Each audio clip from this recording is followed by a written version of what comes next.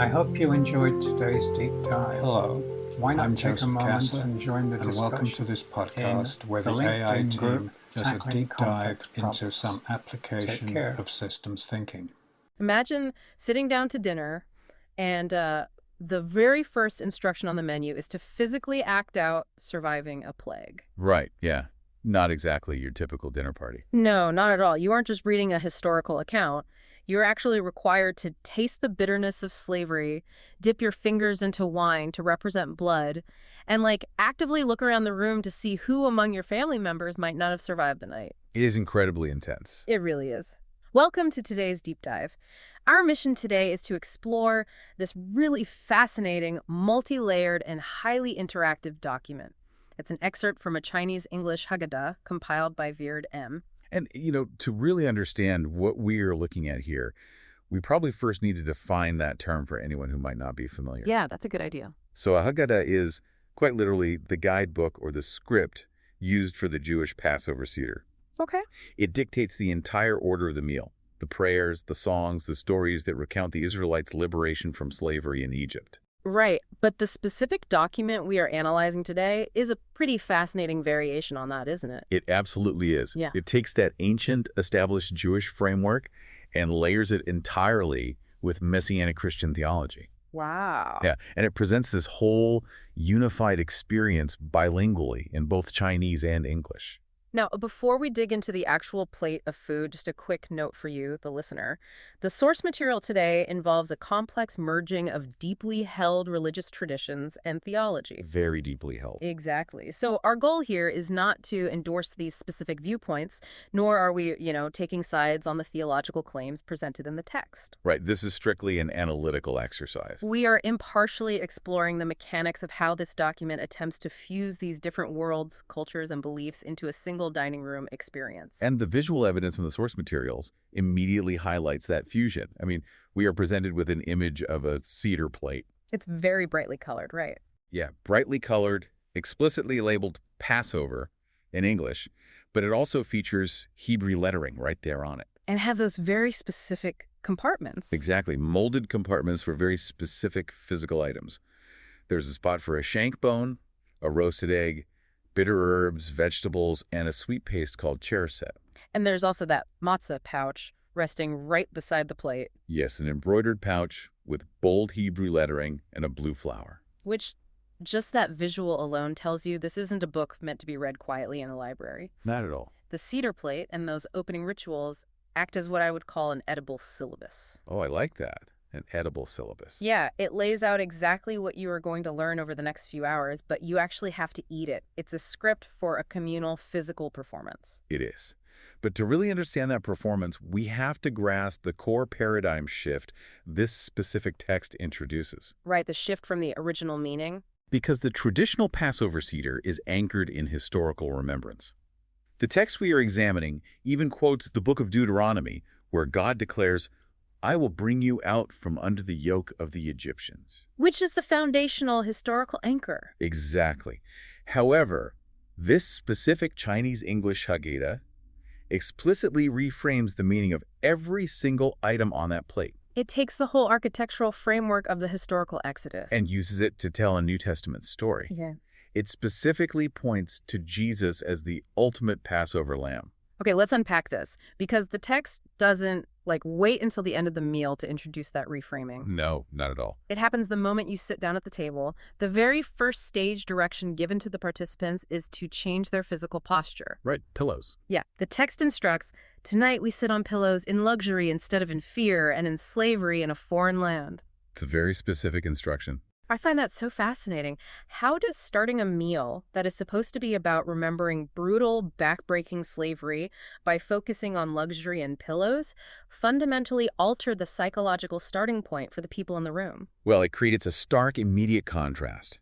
By instructing participants to recline on pillows in luxury, the text kind of bypasses the passive memory of trauma. Oh, interesting. Yeah, and it forces the participant to embody the resolution of the story first. You are physically experiencing the safety and freedom of the ending before you even begin recounting the bondage of the beginning. So you feel safe right out of the gate. Exactly. It provides a physiological sense of safety, which ironically allows the participants to engage more deeply with the darker parts of the narrative later on. And while you are leaning back on those pillows, you perform the first action, which is Kadesh, the lighting of the candles. Right. And the text departs from a standard historical blessing here, too. It pairs the candle lighting directly with the New Testament, quoting John chapter 8, verse 12, where Jesus declares, "I am the light of the world." Yeah, and the text actually weaves that theology directly into the spoken blessing itself. How so? Well, the participants recite, they say, "Blessed are you, O Lord our God, who has sanctified us through faith in Jesus the Messiah, the light of the world." Wow. So within the first few moments of the ritual, the theological lens is just permanently locked into place. Completely locked in, the light in the room is no longer just a festive marker. It represents a specific first-century figure. We also have to look at the sheer cognitive load of how this is presented on the page, too. Oh, the layout is intense. It really is. You have the English scriptures printed, and sitting right beside them are the Chinese translations. You read the concept in English, and right next to it is the Chinese text for John 8.12. Yes. Then, for the ancient blessings, you have the Hebrew words written out phonetically in English, like Baruch atah Adonai. Right. You are sounding out the ancient Middle East, interpreting it through first-century Christian theology, and processing it through the dual lenses of modern English and Chinese. Which is wild, but that layout creates a remarkably globalized ritual from a localized ancient tradition. It really does. It ensures that regardless of whether a participant is a native English speaker or a native Chinese speaker, they are anchored to the exact same theological premise at the exact same moment. So the translation isn't just an afterthought. No, it is built directly into the physical structure of the meal. So having established the environment and the theology, the document moves into the physical interactions. And this is where the Christian overlay becomes undeniable. Yes, with the hand washing. Exactly, Urtetz. In many traditions, ritual purification is solitary. You wash your own hands. But this text redefines the act. It labels the hand washing as servant-oriented. And the mechanics of the instruction are highly specific here. The participants do not wash their own hands. What do they do? They are instructed to pour water over their neighbor's hands into a basin, and then use a towel draped over their arm to dry the hands of the person sitting next to them. That's very intimate. It is. And the text explicitly links this awkward, intimate physical action to the Gospel of John, chapter 13, where Jesus washes the feet of his disciples. It forces participation. You cannot passively observe. You have to physically serve the person next to you. Exactly. Which leads directly into the next tactile ritual, which is yachatz, the breaking of the middle matzah. This is a big one. Yeah, so there are 3 pieces of unleavened bread in that embroidered pouch on the table. The middle piece is taken out, snapped in half, wrapped tightly in a napkin, and the leader hides it somewhere in the room. Right. The text notes that in the traditional Jewish Seder, some might view these 3 pieces of matzah as representing the patriarchs, Abraham, Isaac, and Jacob. But this Haggadah swiftly discards that interpretation. Right. It provides a totally new rubric, suggesting that as Christians, the 3 pieces of matzah represent the Trinity: God the Father, Jesus the Son, and the Holy Spirit. I have to admit some confusion here, or at least a healthy amount of skepticism. Fair enough. It is one thing to eat a symbolic piece of flatbread, but taking the middle cracker, breaking it, wrapping it in a napkin, hiding it in a drawer, and waiting until the end of the meal to bring it back, that feels sort of like an elaborate theological magic trick. It does seem like a stretch at first glance. Right. How does the text justify forcing an ancient piece of unleavened bread to represent the specific narrative of Jesus? What's fascinating here is how the document utilizes the literal physical properties of the ritual to map perfectly onto a chronological narrative. Okay, how so? Well, the text references Isaiah chapter 53, describing the Lord's servant being crushed and put to grief. In this framework, the middle matzah represents the Son. Okay. The auditory snap and the physical breaking of the bread symbolizes his death. Wrapping the broken pieces in a cloth napkin mimics the wrapping of a body in a burial shroud. Oh, wow. Yeah. And hiding it away out of sight represents the time spent in the tomb. That is incredibly specific. It is. And its eventual return at the end of the meal as the afikomen represents the resurrection. So they have taken an existing tactile tradition, breaking bread and hiding it for the kids to find later, and completely retrofitted the internal software. That's a great way to put it. They turned a simple game of hide and seek into a real-time physical reenactment of the crucifixion and resurrection. It ceases to be a static symbol and becomes a timeline acted out in dough and linen. It's wild. Now, following these silent physical rituals, the Seder demands spoken participation and sensory engagement, specifically with the darker chapters of the historical narrative. Yes, the karpas. Right. We transition to karpas, which involves dipping fresh parsley into salt water. The text explains that the green parsley represents life, but the salt water carries an immense amount of thematic weight in this document. A huge amount. It states that the salt water represents the tears shed by the slaves in Egypt, the salty waters of the parted Red Sea, and the tears we shed in the slavery of our sins. And the progression of those three symbols is critical. It begins with historical trauma, the tears of the enslaved Israelites. It then moves to a miraculous geographical event, the parting of the Red Sea. Finally, it lands on personal, present-day spiritual trauma, the slavery of our own sins. All in one drop. Exactly. By layering those meanings into a single drop of salt water on the tongue, the text seamlessly bridges the gap between the historical figures of the Exodus and the modern person sitting at the table. And that bridge is necessary for the next phase, which is the 4 questions. Right. This is where the youngest person at the table is tasked with asking, why is this night different from all other nights? Why the unleavened bread? Why the bitter herbs? Why dipping the food? So the children are actively interrogated the strange behaviors of the adults. Yes, and the answer to those questions leads straight into the 10 plagues. And the text takes a moment here to point out that each of the 10 miraculous plagues correlated to a specific pagan false god of Egypt, demonstrating divine authority over them. But again, the learning is interactive. As each plague is spoken aloud, blood, frogs, gnats, and so on, participants are instructed to dip a little finger or utensil into their grape juice or wine and drip one single drop onto their plates. Here's where it gets really interesting. The visceral climax of this section is the 10th plague, the death of the firstborn. Yeah, this part is intense. It isn't just a messy countdown with wine on a plate. The text has a very specific stage direction. It says, "At this time, would anyone who is a firstborn son or daughter please stand?" Just imagine that at a family dinner. Right. Making the actual firstborns in your family stand up in the middle of dinner is an incredibly intense reality check. It rips you out of a comfortable reading of ancient history and forces you into a highly uncomfortable what-if scenario. But the discomfort is the point. Oh, really? Yeah, the text specifically reminds the room that, according to the narrative, if a household did not have the blood of a spotless lamb painted on the doorposts, the firstborn inside would have died. By making the modern-day firstborns physically stand up, the Haggadah collapses thousands of years of history right into the present tense. Because they're standing right there. Exactly. If you are the one standing, you are acutely aware that within the logic of the story, your survival required a substitute. You are no longer reading about anonymous Egyptians and Israelites. You are looking at your own brother, your own sister, or your own child standing there, embodying the mortal stakes of the narrative. The stakes are literally standing in your dining room. It's brilliant, frankly, from an educational standpoint. It really is. Now, following the sheer intensity of the plagues, the deep dive finally transitions to the feast itself. We encounter maror and karek. The bitter herbs. Yeah, this involves eating the bitter herbs, typically horseradish, mixed with the sweet cheriset. The text explains that the cheriset, that sweet apple and nut mixture, symbolizes the mortar the slaves used to make bricks in Egypt. So you are chewing on a literal bittersweet combination. Exactly. Then comes the main course. The instructions explicitly state, we will be eating lamb to remind us of the Passover lamb, sacrificed and perfect Passover lamb, Jesus Christ. So every sensory input is tied directly to the theology.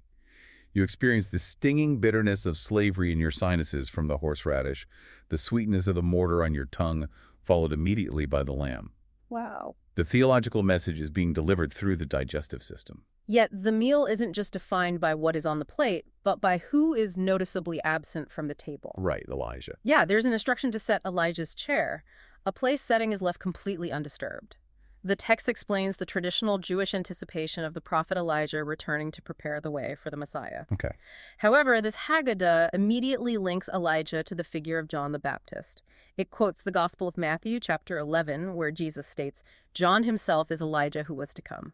which introduces a highly complex temporal dynamic into the room. Well, the text asserts that Elijah did, in fact, come historically in the form of John the Baptist to announce the first coming of the Messiah. Right. Yet, it simultaneously maintains the physical ritual that might return again to herald a second coming. And the text fully leans into that anticipation. It actually instructs the leader to say, let's have someone run to the door and peek out down the street and tell us if Elijah's coming this year. Is he there? That's amazing. It is a kinetic, almost playful moment injected right into the middle of this heavy theological meal. You send a child to look down a modern paved street for an ancient prophet. It brings it right into the present moment. It really does. And speaking of that tension between what has happened and what we are waiting for, we have to look at the Dainu. Yes. The Dainu is a centerpiece of the Seder. It is a traditional joyous song, and the word itself translates roughly to, "It would have been enough." The traditional lyrics build a compounding sense of gratitude, going step by step through the Exodus story, like, had he brought us out of Egypt, but not split the sea before us, Dainu, it would have been enough. Right. Had he fed us with the manna, but not brought us to Mount Sinai, Dainu?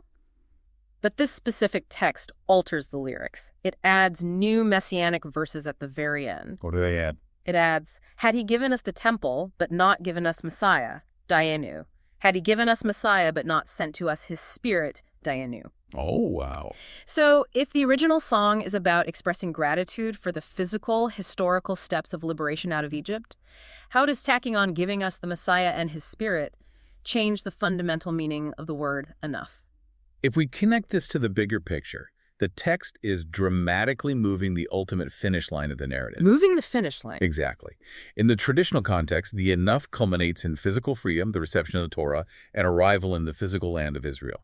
It represents a historical and national completion. By adding the Messiah and the Holy Spirit, this Haggadah redefines the ultimate destination. The enough is no longer just physical freedom or geography. It is a state of spiritual completion. Right. The physical escape from Egypt is basically relegated to a prologue.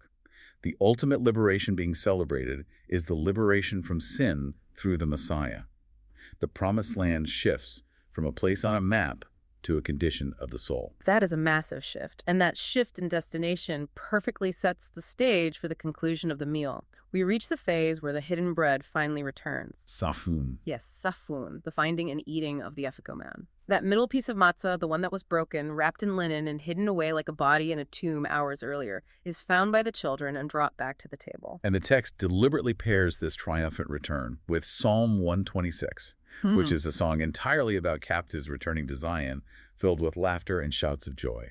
Which is such a contrast to the breaking of it earlier. It's exactly. The theological payoff for the earlier physical setup is fully realized here. The solemnity of breaking and hiding the bread is replaced by the joy and laughter of discovery. Right. It is designed to perfectly mirror the Christian emotional arc, the sorrow of the crucifixion turning into the joyful surprise of the resurrection. And then we arrive at Baraik, the third cup, which the text designates as the cup of salvation. Here, the document directly quotes the Gospel of Luke, chapter 22. Jesus holds the cup and says, "This cup that is poured out for you is the new covenant in my blood." Yeah. The text goes even further, actually, adding a quote from the book of Hebrews, stating definitively that without the shedding of blood, there is no forgiveness of sins. So by the time the participants drink from this third cup, the transformation of the ritual is absolute. Completely transformed. The wine is no longer functioning as a symbol of God redeeming the Israelites from Pharaoh. It has been explicitly and entirely reassigned to function as the communion cup, representing the blood of Jesus, establishing a new spiritual covenant. Which brings us to the very end of the night. Nurtzah, the fourth cup, the cup of praise. The text concludes with a phrase that has been a beacon of hope throughout centuries of Jewish history. Next year in Jerusalem, L'Shana Haba B'Yerushalayim. A very famous, very traditional ending. Yes, but immediately, literally printed right below that traditional hope for a return to the physical city, the document pairs it with a quote from John chapter 14. Jesus says, "I go to prepare a place for you, that where I am, there you may be also." Wow. So what does this all mean? We end with, Next year in Jerusalem, paired with Jesus preparing a place in heaven, it is as if they have taken a geographical map of the Middle East and folded it completely inside a theological map of the afterlife. That is exactly what they've done. The earthly city becomes a dual symbol. It holds the geographical historical hope of the ancient tradition while simultaneously being overlaid with the heavenly eternal promise of the New Testament. The physical Jerusalem becomes a metaphor for the eternal dwelling place prepared by Christ. And when you look at the physical pages of this document, you see how seamlessly the compilers wove all of this together. The languages, you mean? Yeah, the Chinese characters representing a massive global diaspora, the English translation making it accessible to the West, and the Hebrew transliterations keeping the phonetic connection to the ancient Middle East. It creates a unified, globalized conclusion to a ritual that originated in a very localized, specific context. When you step back and look at the whole picture, it is just a masterclass in the repurposing of symbols. We started this deep dive looking at a brightly colored plate of food. Right. But what we found was a deeply historical physical ritual, one rooted entirely in escaping Egyptian slavery, where every single sensory element has been meticulously reassigned to tell a completely different Messianic story to a bilingual audience. It's quite an achievement. The sting of the horseradish, the snapping of the matzah, the dropped wine of the plagues, the empty chair waiting for Elijah. No piece of the original hardware was discarded. No, they used all of it. It was all kept, but the operating system running underneath it was completely rewritten. It really demonstrates the profound flexibility and power of interactive ritual. The physical actions remain identical, but the meaning assigned to those actions has shifted entirely. And that brings it all back to you, the listener. This document is a powerful reminder of how human beings actually learn and retain information. Absolutely. Reading a text on a screen or a page is safe. It is passive. Your brain just kind of files it away. But tasting the bitterness of history, feeling the snap of bread in your own hands, having to stand up in a room to acknowledge your own mortality, acting out a story bypasses the intellect and goes straight to the nervous system. When you physically embody a narrative like that, it ceases to be something that merely happened to someone else in the distant past. Right. It becomes a lived experience, something you have personally participated in, even if only in miniature around a dining room table. Which leaves us with a final thought for you to ponder long after this deep dive ends. We usually think of history and memory as fragile things, data points that live solely in our minds or locked away in the quiet pages of textbooks. Yeah. But if a community insists that history cannot just be read, that it must be physically eaten, tasted, and play-acted across multiple languages year after year, how does that change what we consider to be the truth of the past? Does history only truly survive when it stops being information and becomes a physical habit?